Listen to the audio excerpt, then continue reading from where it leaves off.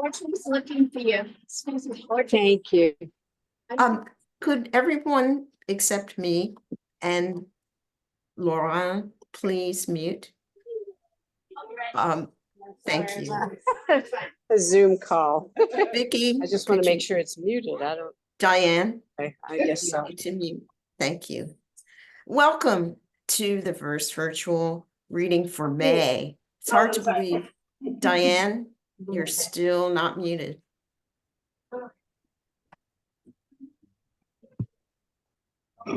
Our features today are Laure-Anne Bosselaar and Michael Sims, and a small open mic as always. And I welcome you. We're going to start with Laure-Anne, and I will introduce her. Laure-Anne Bosselaar is the author of The Hour Between Dog and Wolf, Small Gods of Grief, winner of Isabella Gardner Prize, and of A New Hunger, selected as a notable book by the ALA, and These Many Rooms, which was published by Four Way Books. She taught at Emerson College, Sarah Lawrence College, and UCSB. The recipient of a Pushcart Prize and of the James Dickey Poetry Prize, she edited 5 anthologies and served as Santa Barbara's Poet Laureate from 2019 to 2021. Lately, her new and selected will come out in November 2023 from Sun Gold Press. Take it away. Well, thank you. Thank you very much. And lately has come out. It's a new and selected, and all of the poems I read today are in that book. But I want to thank you, Verse Virtual and Robbi Nester, for inviting me, and thank fate. I mean that, for this occasion to read with Michael Sims, whose fervent and open and eager and courageous poems make me return to them often. There's a brother-sister thing going on there.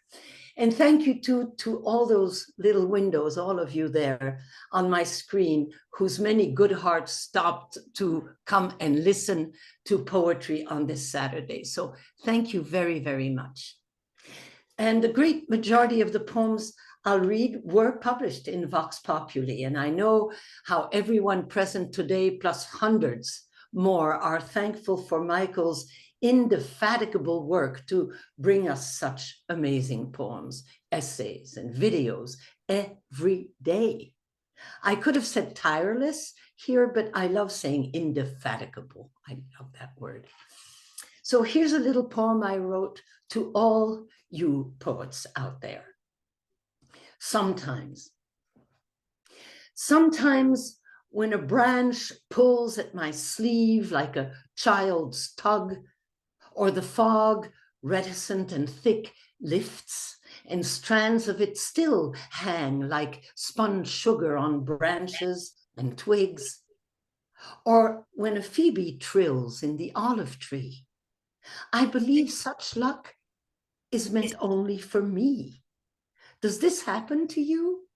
Do you believe that at times a moment actually chooses you to remember it and write about it so that it may live again? Here's another poem about that blessed fog that is called the marine layer here in California, and I love it so dearly. For those who might not have experienced it, it's that same marine layer that often hangs in photographs of San Francisco. The difference with the London fog, for example, and the marine layer is that the marine layer is less thick, so that one feels the sun is right there, almost burning through it, but not quite. So imagine a lit fog.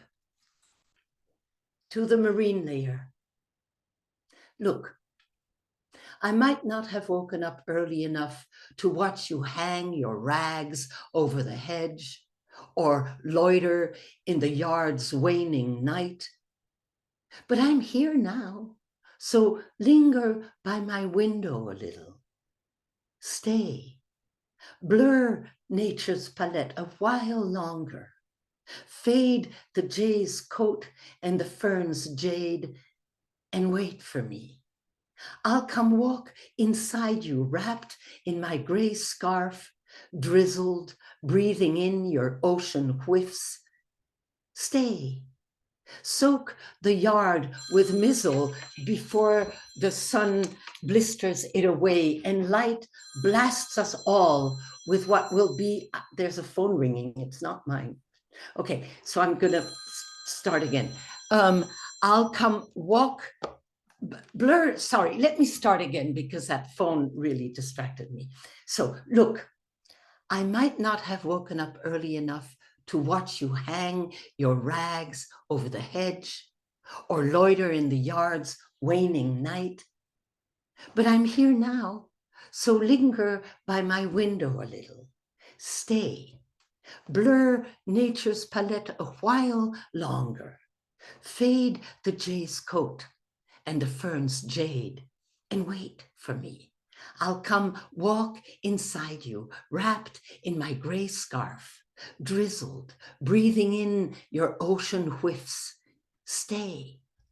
Soak the yard with mizzle before the sun blisters it away and light blasts us all with what will be the colors of the day. Kelp breather, mother of gray, mist maker, dew whipper, stay. It will soon be the anniversary of my late husband's death. He was the poet, Kurt Brown, and June is still a difficult month for me. So thank you, Michael Sims, for publishing the poem I'm going to read. He published it today, which is so kind. This longing for him. This longing for him, the choke in my throat again. Enough, enough. I throw a coat over my shoulders, close the door behind me softly, as if afraid to wake another ache. Another dawn. Fists in my pocket, I head east into this street of bungalows as if I belonged here, among the 100 windows lit one by one, among the first joggers and their dogs, past garages yawning out cars into the busyness of day. This longing again for him who that June did not wait for light, turned his face away from it to quietly enter silence. And I wanted to read to you a 5-line short poem by Kurt that I found months after his death in a file he named Almost Poems. How I still wonder what he wanted to add to those lines, because for me, they're entirely enough. His poem is called The Kiss. That kiss I failed to give you, how can you forgive me? The kiss I would have spent on you is still there within me. It will probably die there, but it will be the last of me to die.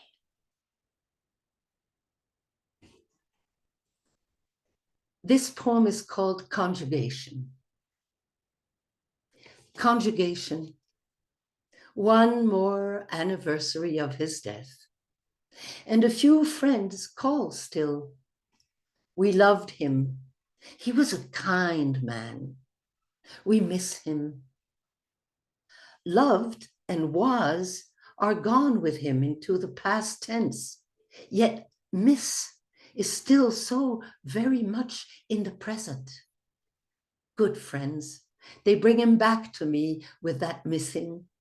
But I don't mention this one fear's sentimentality, nor do I tell them how I wondered at his intricate syntax when he spoke to the cat, or how often I'd stop being busy to listen to him, being so noisily alive.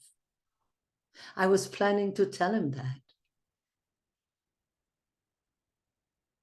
I love early mornings. I'm an early morning person. So here's one of my love poems to dawn. Morning praise. For the dog, as she zigzags along the scents left in the yard by night's bestiary, rats, cats, possum, bats, skunks. For the warbler sending its first song giggling down the roof. For my windows, how they glow golden through the trees' limbs. For the air, how it yawns out dawn. Praise not God or fate, but the weeds and leaves that soften the earth under my steps toward the widening light. How it sifts over everything.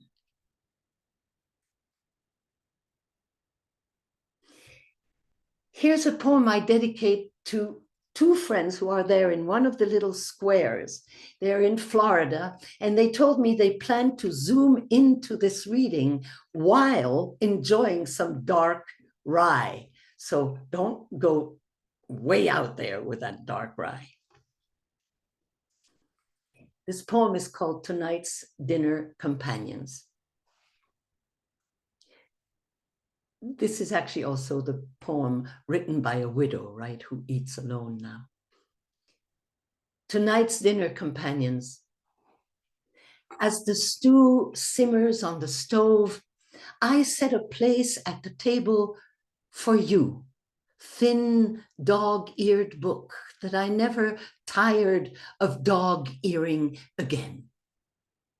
And you, whir of a breeze as you flutter the book's pages too. And you, photo of a proud Flemish farmer brandishing 7 dead muskrats. And you, memory of a Brussels attic, my hand over my first lover's hand on my heart, weighing. And you, old poet friend, gone, whose lines I often say aloud against the ocean's constant shush. And you, my love's baseball cap, the one he kept losing and is now on a shelf, never to be lost again. And you, all reader, to whom I have been writing most of my life. This place here is for you.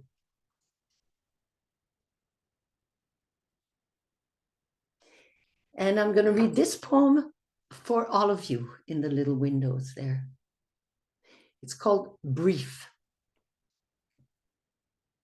It happens so often there, somewhere in a line, waiting room, or store. I see you. And it's something about your work-wrecked hands, your cowlick, the perfect curl of your lips, or grief nearly collapsing your face, that make me quietly smile at you or nod as I take you in, nameless companion in this crammed commute of a life. And whether you lower your eyes or smile back, I now carry you along with me and remember you someday as I walk the dog or drive to the mall, amazed and glad to have you close again, albeit for the smallest moment.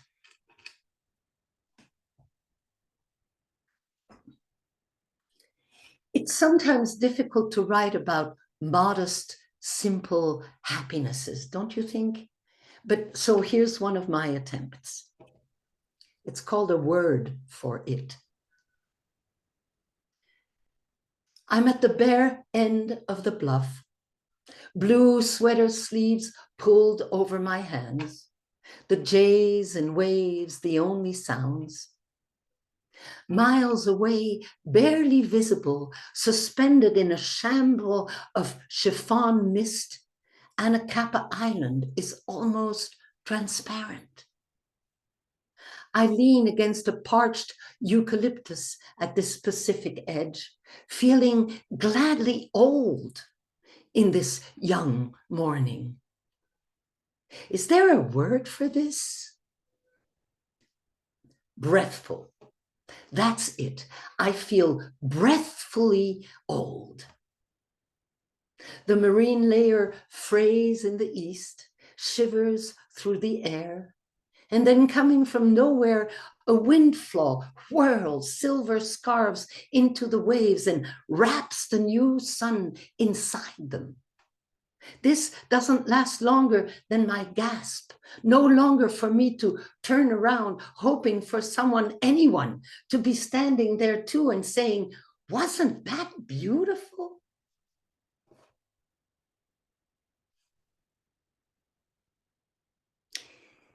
Thank you for listening, dear friends. I'm going to end this reading with a poem in which I give death a gender. It's feminine, because at 81, she has slowly started accompanying me in my walks and drives and daydreams. Late afternoon stroll on the cliffs. As usual, death sweetly slips her arm in mine, and we take a deep breath from the eucalyptus breeze. We both worked honestly at our jobs. All day, death destroyed traffic with wailing ambulances, while I killed hours and lines on 8.5 by 11-inch pages. We're fast friends by now. Death, much older, of course, but there's no hierarchy between us. We're both taking a break from it all, glad to watch waves collapse on rocks and pelicans dive bombed fish. I try to be sensitive to death's guilt, that whole pandemic disaster she can no longer control. She'll soon betray me too, like she will you, I know. But today the gulls are silver angels etching great cursive blessings in a perfect sky. So death and I make believe we believe that and amble on. Thank you very, very much. I look forward to hearing your poems, Michael.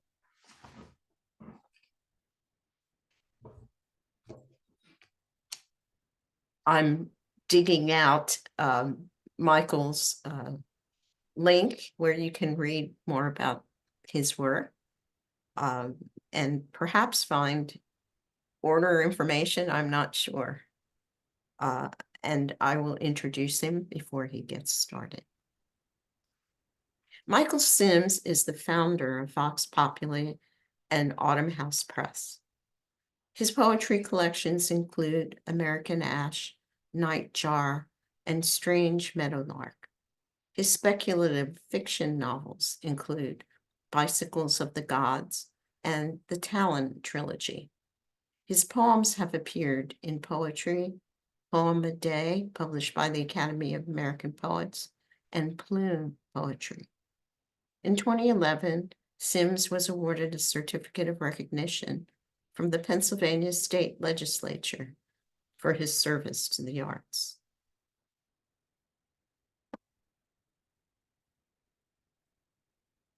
Go ahead. Okay, Michael.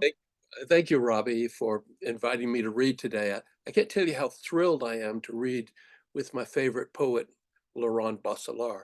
She is truly a lyric genius, as you just heard. I'm going to read just one poem, a long one titled The Dark. It might be helpful to know a few things about the source of the poem. Some of you know that I am on the spectrum. I'm autistic, and I didn't speak until I was 5 years old. Fortunately, I had a very caring mother who took care of me. I certainly would have turned out much differently without her. I learned to read early. and I became a complete geek. I actually memorized articles from the Encyclopedia Britannica when I was a little kid. When I was 11 years old, my family went on vacation to Carlsbad Caverns in New Mexico. If you've never been there, you really should go if you find yourself in that part of the world.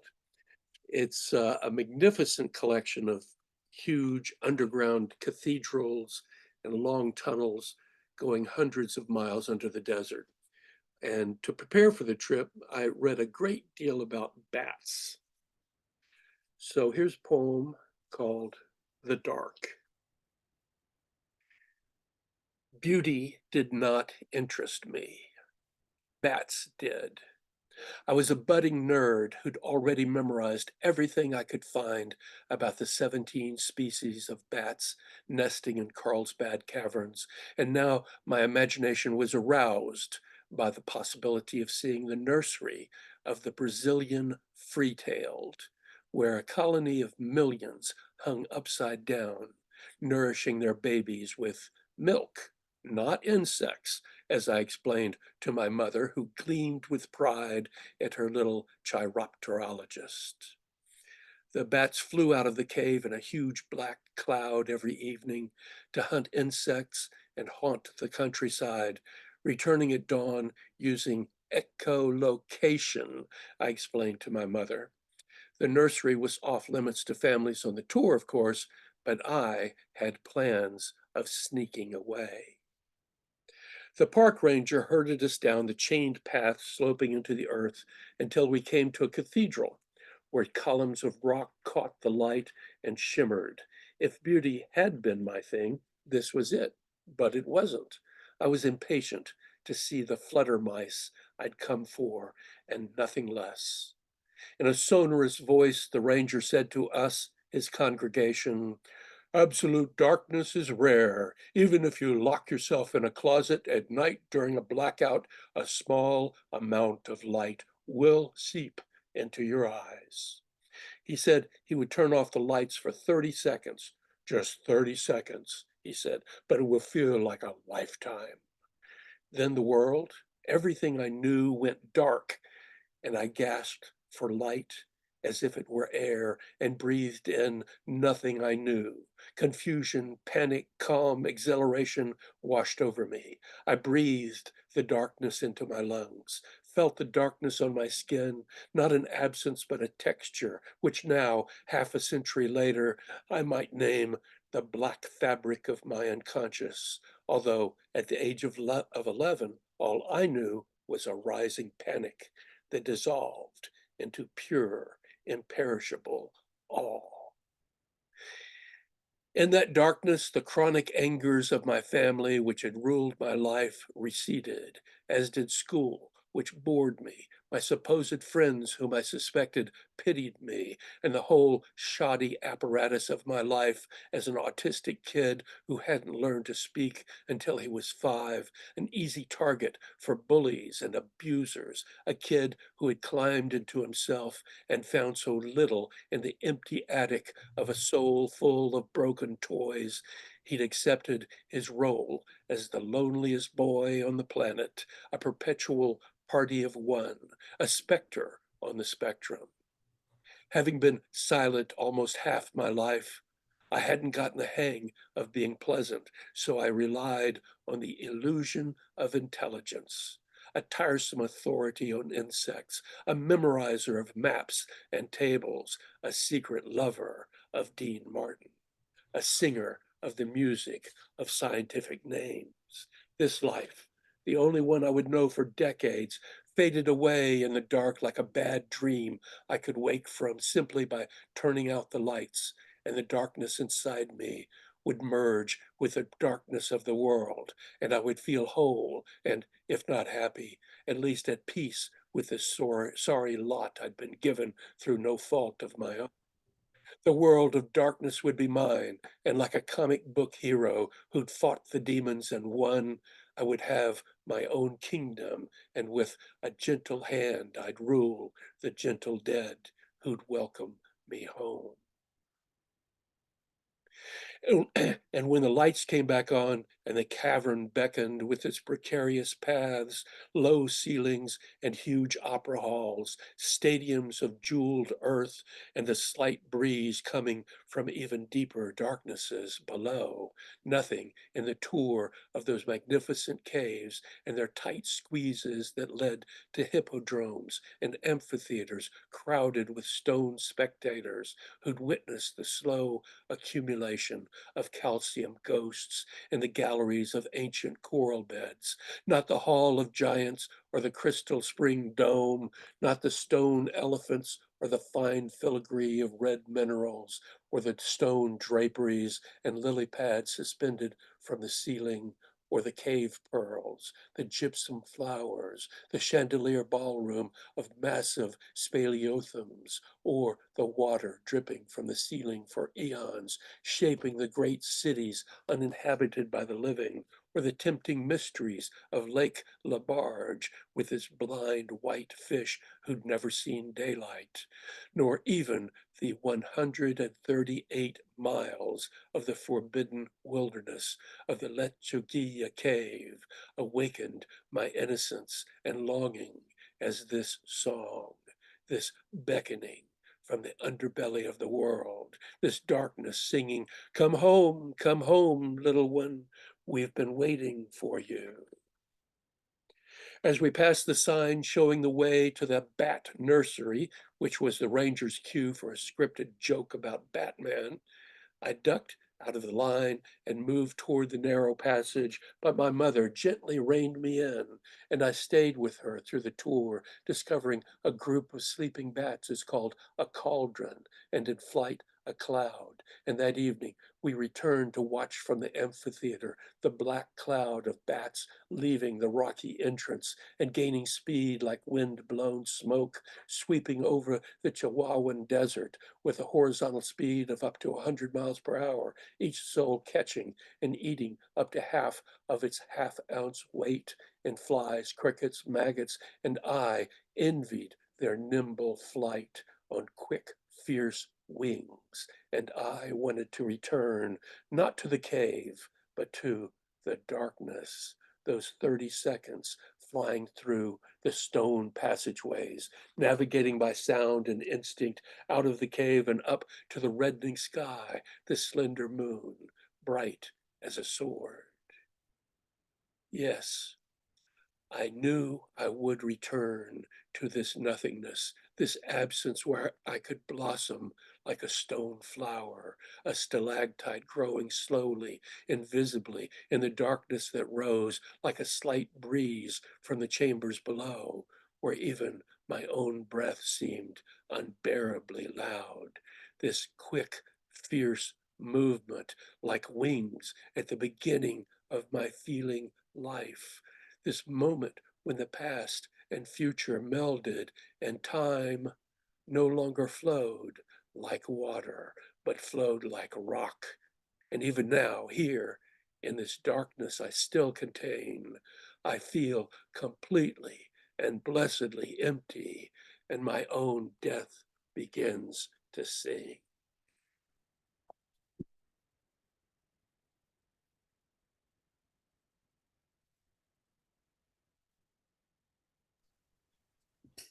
What a poem. Thank you, thank you, thank you. Is that it? That was amazing. Is that all she wrote right now? Or he wrote? Okay. That's an amazing poem. Thank you, Mike. I didn't write anything in the chat because I was just completely taken in by that, the dark being such a light for you, the dark revealing so much for you. I mean, how can darkness reveal, right? And it does. What a poem. Thank you, Michael. That was incredible. And the counterpoint of the two of you, so different and yet both about feeling, right? Emotion. Yeah. Yes. That little Yes. boy. Oh, I love that little boy. Yes, he's How wonderful. was that little boy? I'm much happier now. Yeah, I'm sure you are. I'm sure you are. So am I. Me too. Right.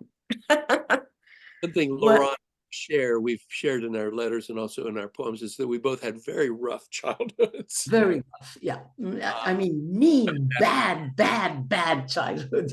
Long climb, but And we're- look what came out of it. Such wonder. Absolutely amazing. Thank you both. I'm transfixed. Thank you. That was quite amazing, and I put the link to both of their web pages, so you should be able to learn more about their books and where to get them, perhaps, or at least their titles, so you can find them. And now I'm going to start with the open mic, although I had to have a moment there because that was so incredible. Both of our features. Thank you to both of us, both of you so much. We're going to start the open mic with Dick Westheimer. Where is Dick? There he is. Okay. There he is. I'm going to try to actually fill my time, which I normally don't try to do, but let's see how this works. The other gods before me, after Marc Chagall's painting, I and the Village. Before me, memory made of dust, ground from Benjamin's bones. This grandfather of mine lived somewhere that was burned before he left his home, and all I have of him is an icon, a forbidden image, paint on canvas made by another man, a collage pieced out of dreams. And what else are dreams other than the recalling the inside out of a thing itself, the moment before memory makes a broken mosaic of it? One cracked tile of mine is that Grandpa cried. We sat in his kitchen, he and I, a month or so before he died. He made me a malted, even gave me a straw. The ceiling lamp swung suspended from a rope hung down from some tender heaven, illuminated the table and our two faces and his hands, which once worked in the fine black soil of his boyhood Vilnius village home. His nails were clean, but beneath I could see the clotted blood of his mother, spilled by the pogrom. Dickie, he said, I hope you grow old like me. Why, I asked. So you, he replied, have more time to forget. And now on a different note, Abecedarian for rising and falling. A is for waking 5 times in the night to pee. B is for the pain, lurid as rust in the arches of both my feet. C is for that ragged hell going away before I sleep. D is for me missing that misery until I come near you and see. E, you are dressed only in your robe, which I find my hands beneath, reaching beneath, going straight away to the rise in your hip, round and alive as a myth that hums beneath my palms as it always does.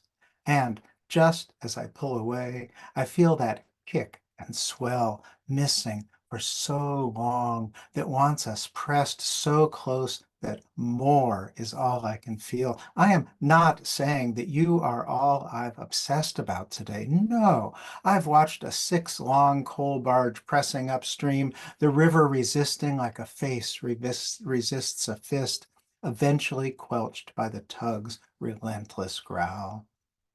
And when all quiets, except for the trill of sparrows perched on the farthest branch of the sycamore tree overhanging the flood, I know that here by the Ohio I am under a familiar spell.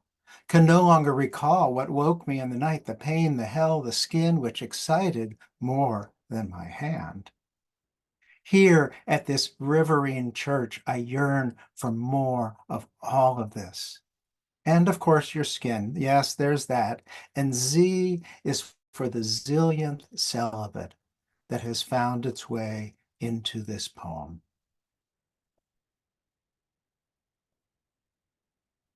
Thank you.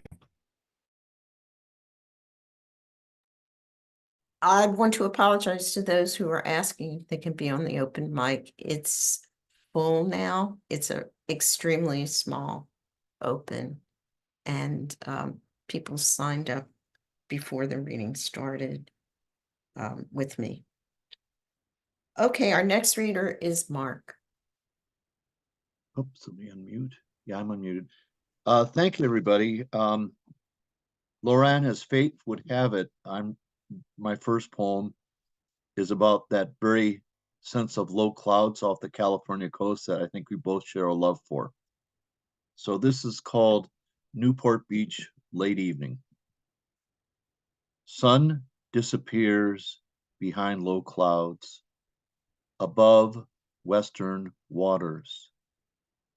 Waves break right in a rhythmic pattern. The assonance of rolling water, the dissonance of crashing the jetty.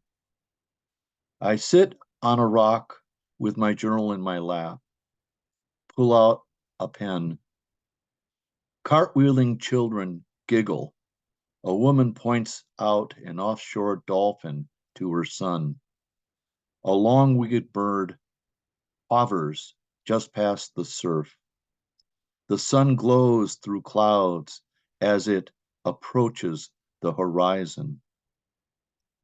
From the parking lot, the endless low groan of idling engines, cars endlessly circling for a place to stop before the pavement ends.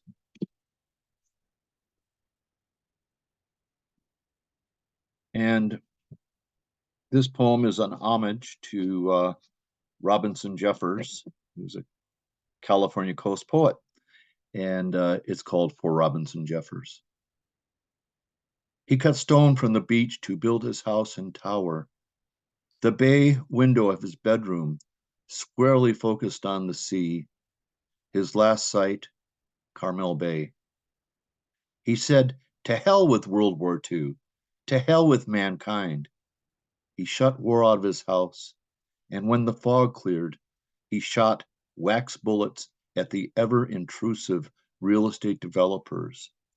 Too many people for his plaintive soul. I'd like to think I sit where he once sat, on a granite outcrop by the bay, rock polished smooth as Jeffers' words, by the eternal sea. Though he saw the end game, even for the Pacific, and this before the North Pacific gyre and killer phosphorescent tides. I note the rise of Point Lobos across the bay, swiping away sandflies risen from the drying dead kelp, knowing that I too will be swept away by a casual swipe of a wave. He stood his ground like the carved granite in his tower, his hawk eyes focused on what lay beyond the visible, lived long enough to be a cult hero for environmentalists who embraced not man apart as a credo, one he never wanted. I wished he had lived long enough to celebrate the first Earth Day as I did.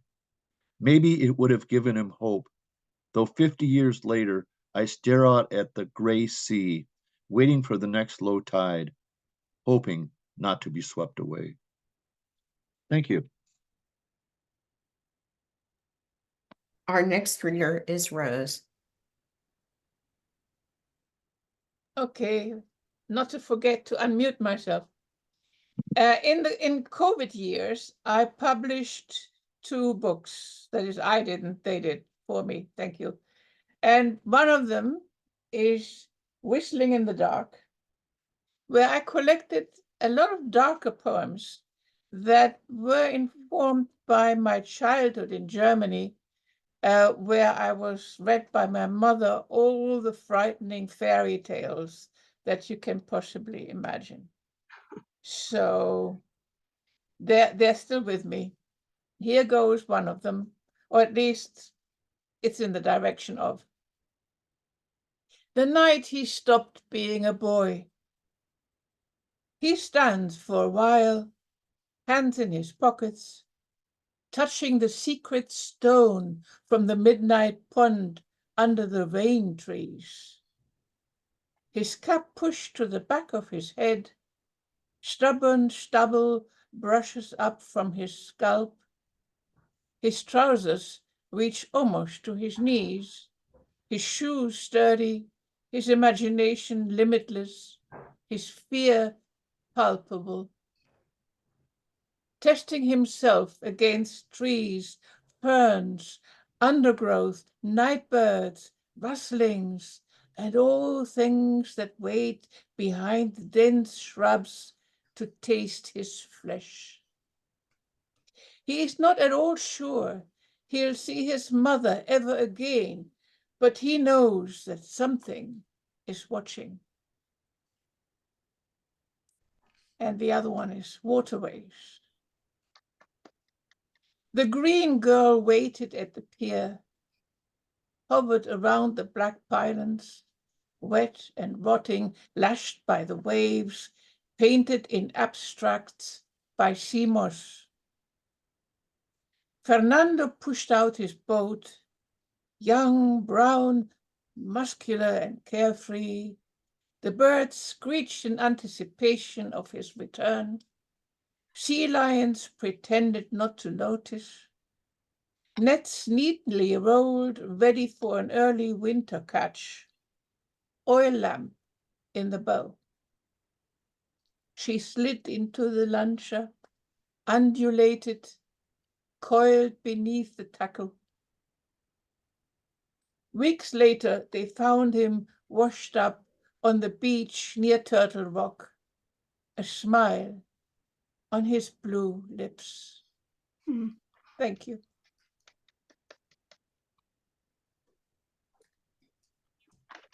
Okay. Our next reader is Judy. Okay. I assume I'm unmuted. Can you hear me? Yes.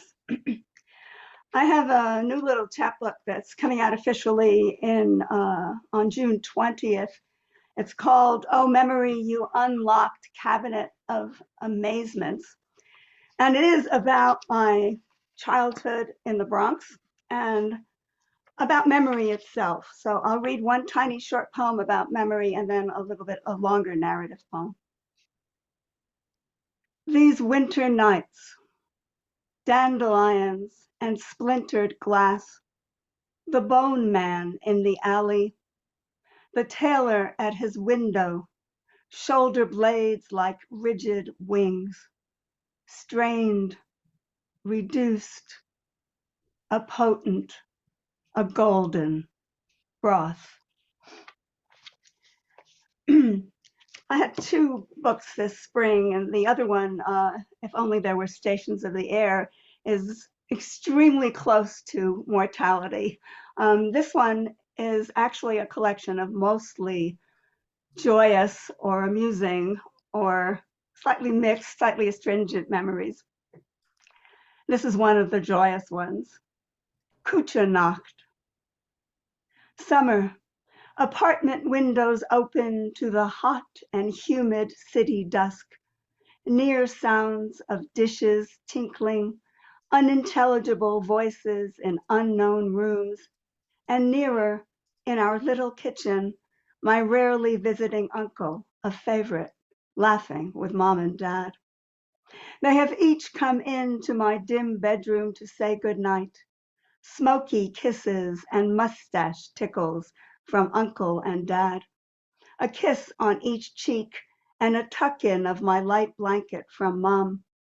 I kick it off as soon as she's left. Soon I'm back in the kitchen I've been banished from, eyes blinking in the glare, dragging my rag doll by a leg. Dad is pouring from the neck of a clear circular bottle that says Slivovitz into mom's tiny glass.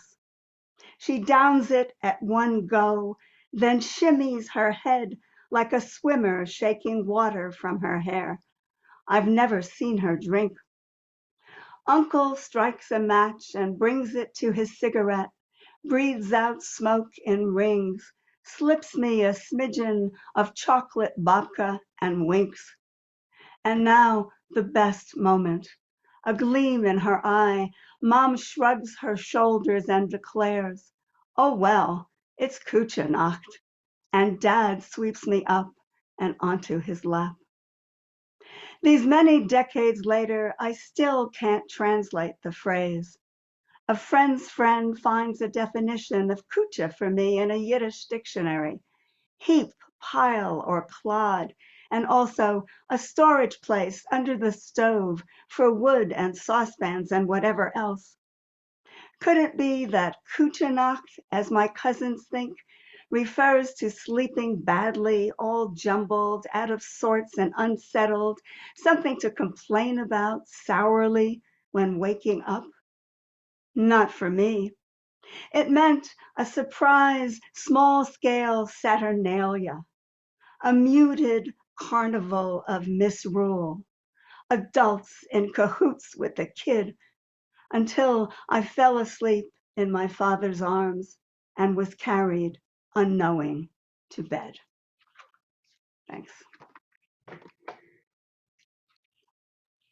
That's sweet. I can't keep up with your books this year. It's just wonderful. I can't either. Meanwhile, I've got so many that I have to peddle. Can't find homes for them. Our next reader is George. Hello. I'm going to read two new poems. Laure-Anne and Kurt and I met many, many years ago at the Frost Place. And Kurt and Laure-Anne both have been, besides friends, two of my very favorite poets in the world, I think. The first one relates in a strange way. Laure-Anne lost Kurt. I lost my first wife back in 1996. And she was 51 years old, and she was a victim of colon cancer. And I think Kurt fought colon cancer, if I'm correct. So that, in my mind, links this in some ways, that sense of loss. And Laure-Anne writes a lot about Kurt, and I write a lot about this person. It's a two-part poem, both very short. It's simply called Lila, L-Y-L-A.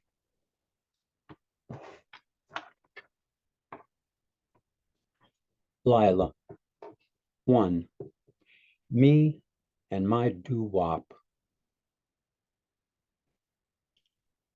Listening to it, I am taken back to a small club called the Monterey, to a not great but not bad band, and to two teenage bodies dance clenched into a perfumed embrace, two bodies swaying under a globe of circular, flashing colored light, my going steady ring dangling from a silver chain circling her neck.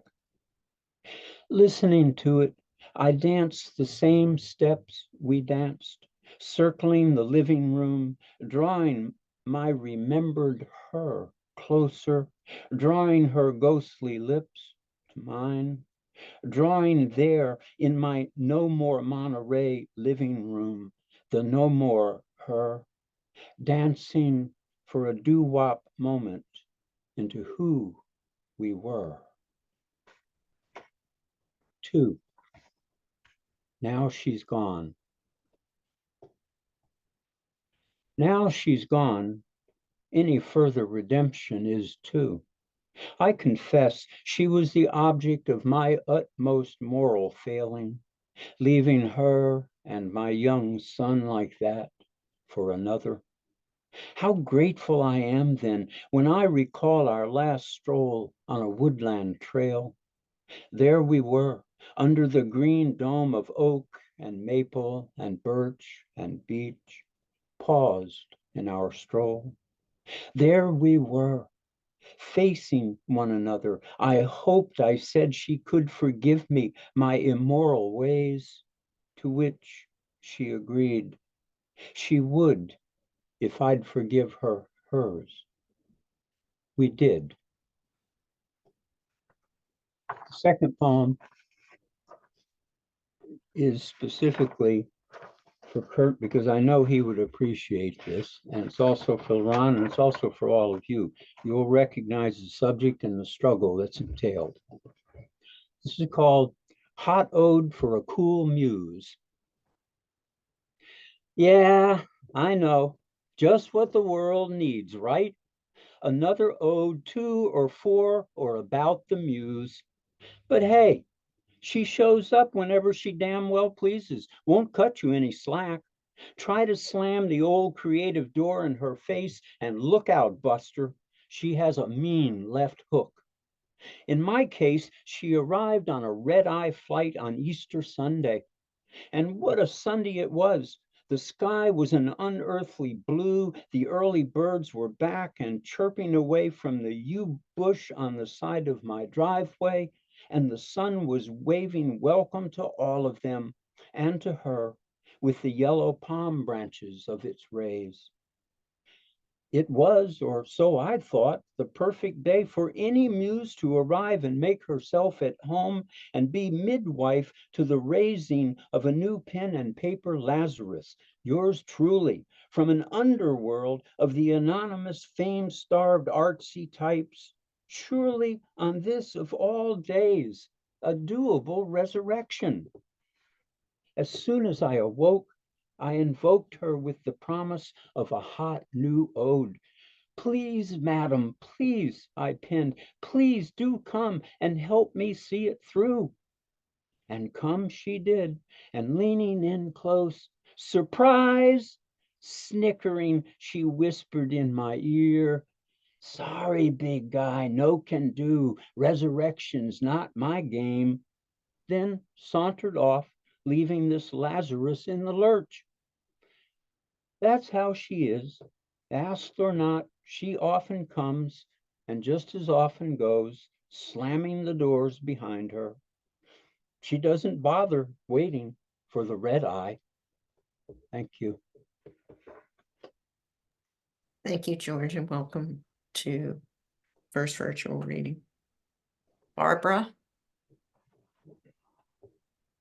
Unmute.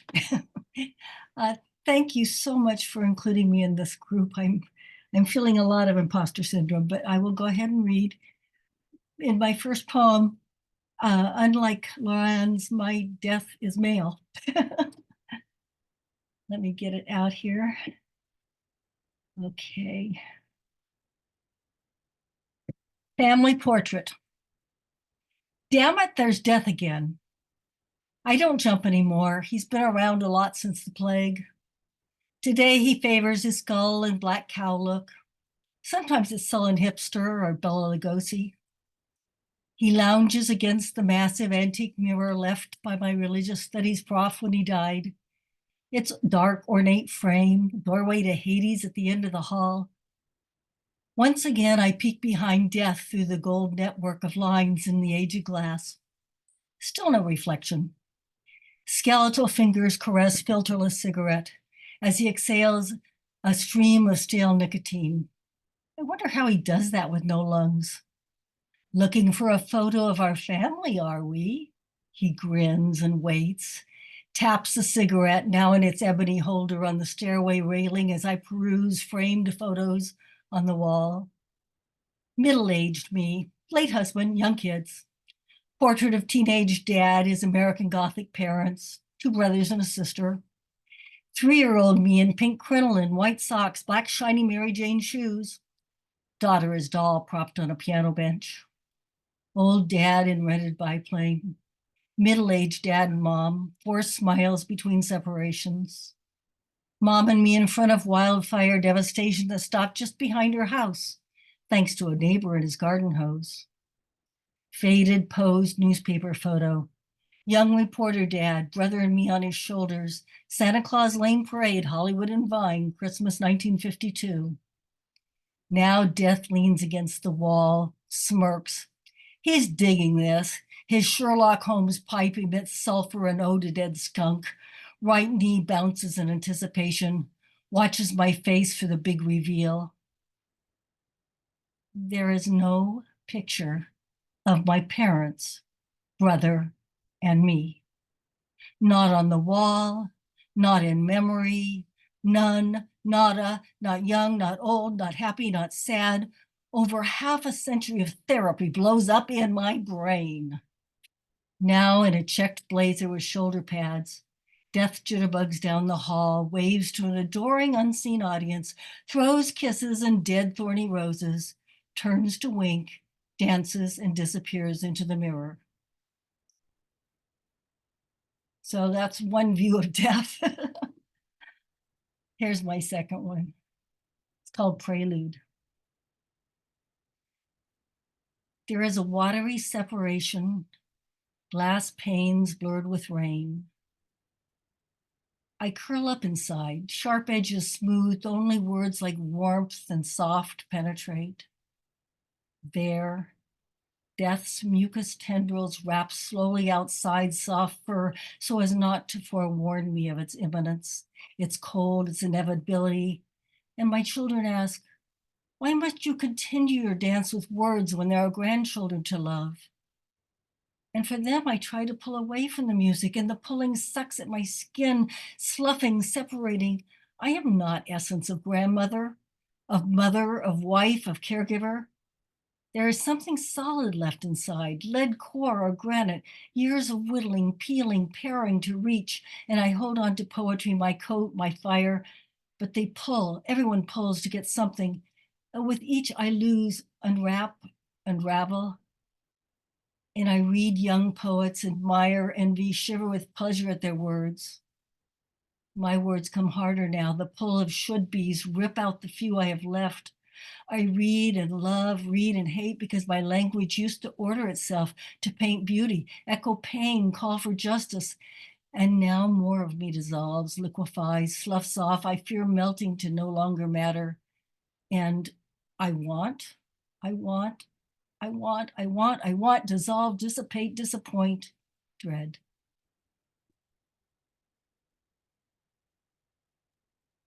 Thank you, Barbara. Our next reader is Carla.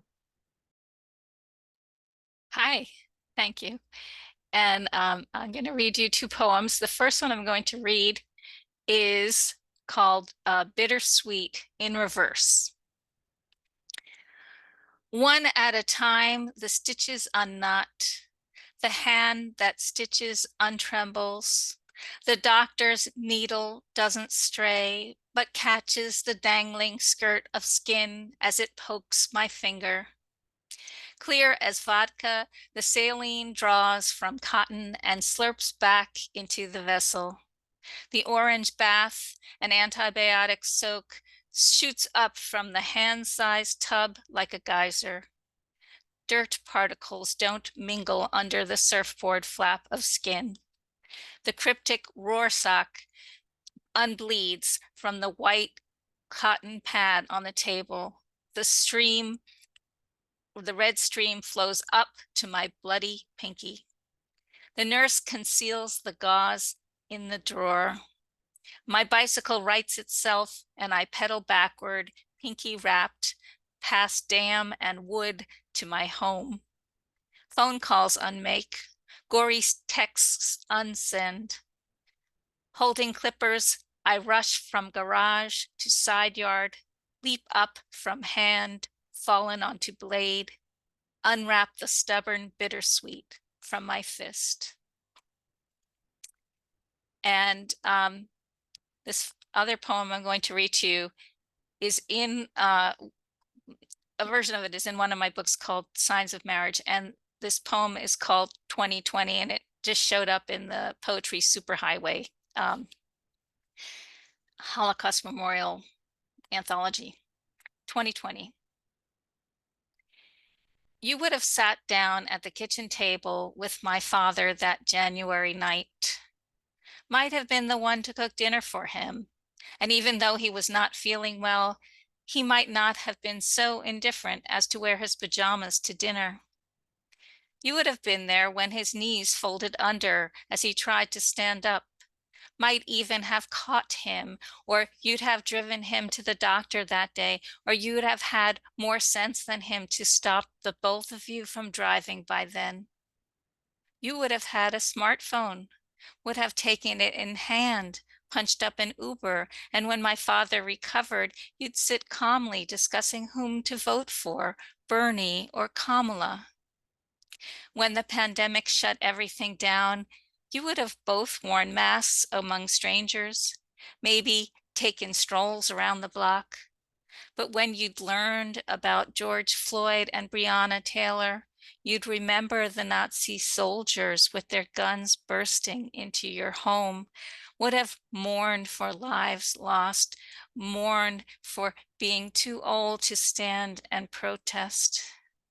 The two of you would have kept company.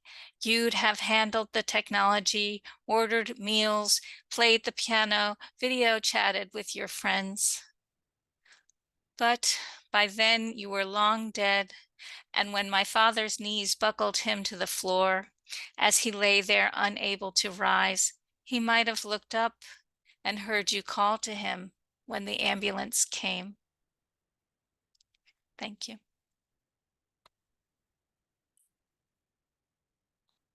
Thank you, Carla. Welcome to Verse Virtual. As per request, I will finish up the open mic with a couple of poems. This first one is going to appear in the Schuylkill Valley Poetry Journal eventually. It's called Practice. I'm left-handed. Everything I do is upside down and backwards. That's why I couldn't learn to sew or knit or dance. Why I often put my clothes on inside out. When I iron, I always burn my forearm. I struggle with scissors. Writing on the blackboard leaves streaks of chalk and marker down my arm. But maybe going backwards is my special skill, one I ought to value. Ice skaters rate it highly. I used to watch them striding backwards with long strokes, gliding blind around the rink, reminding me of blinkered horses following the route back to the barn, the fellowship of others in adjourning stalls. It's good practice for the backward times we live in. By consulting our internal maps, backward goers navigate a slippery and uncertain world. And the last poem for today is another muse poem. George, here's one. It's called Worst Fear. Halfway through the revolving door of prose, I see poetry disappearing into a crowd. It happens in the old Wanamaker's department store on Market Street in Philadelphia, long since closed. While I am stalled by the throng, she slips smoothly by in her neat summer frock and enters the gilded elevator, where she stands framed for a second, silent and composed, before ascending forever out of my life. Thank you, everyone, for being here today. Thank you, our wonderful features. Thank you to everyone on the open mic. Thank you to everyone who wanted to be on the open mic and the rest of you who were listening too. Please check in next time. You can go to the Verse Virtual website and find out who's going to be reading and sign up for the reading. And before we go, our editor, Jim Lewis, has an invitation for you. Thank you to the features. That was wonderful. And to the entire group here, I see so many faces that are not familiar to me. You've not submitted to or been published in Verse Virtual, and I would like you to invite you to consider that. I'm posting a link to the website in the chat so you can find that.